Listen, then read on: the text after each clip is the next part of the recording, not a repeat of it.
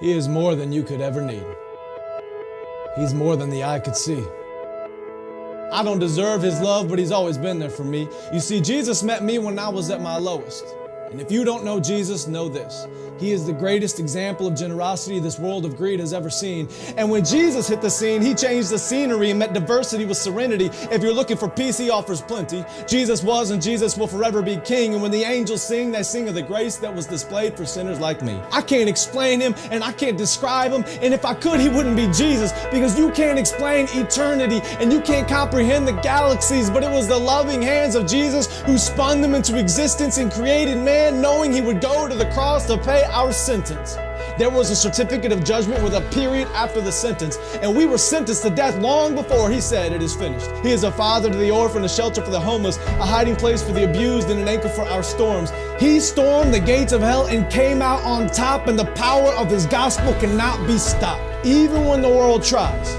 And they try a lot. He traded places with Barabbas and became the catalyst of missions across the world, covering every portion of the atlas. If you're in need of rest, I know of a mattress. If you don't know Jesus, your future is tragic, but He gladly embraced tragedy so we could live in His presence of majesty. His presence is presence, and it's His presence that presents preciousness to a world of peasants. He is far from pretentious, but still loves those who are.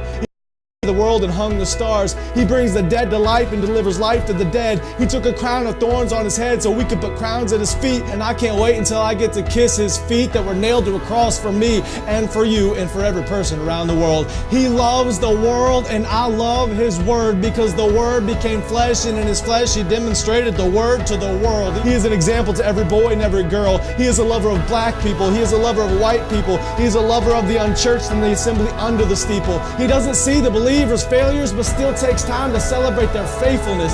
It's the power of the Spirit that enables us and gives us boldness when the world labels us. And if you want to label me, please call me a Jesus freak. And if that freaks you out, good. Because it's better to be good with God than to fight being misunderstood by a world that could never understand.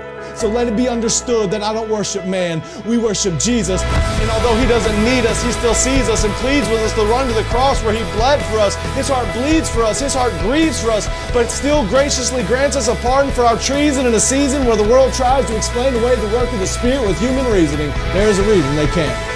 Because the Spirit is like the wind, and the wind cannot be seen. But loved is the one who believes without seeing the unseen. I'm telling you today that Jesus is something. He's something more. He's something great. And if you want to know Him, you don't have to wait. He stands at the narrow path with a key to the gate, and you only have to reach out and embrace His grace. I don't care who's president. I have a King who is always present. I don't care who holds musical celebrity. The voice of the Lord will always be the sweetest melody. I don't care who owns the riches of the globe. My Jesus holds more wealth than one ruby on His robe. I don't care who is the strongest or the fastest. Nothing matches the Creator of the universe and His immortal, infinite status. I don't care about religious leaders who died and stayed dead. I'll only worship the one who conquered death and wears a crown on His head. His name is Jesus, and I'm telling you, He's something. He was faithful yesterday, and He is faithful today. I can feel His presence whenever I pray, and when the time comes for me to fade away, I'll remember the day I heard Him say, "My name is Jesus."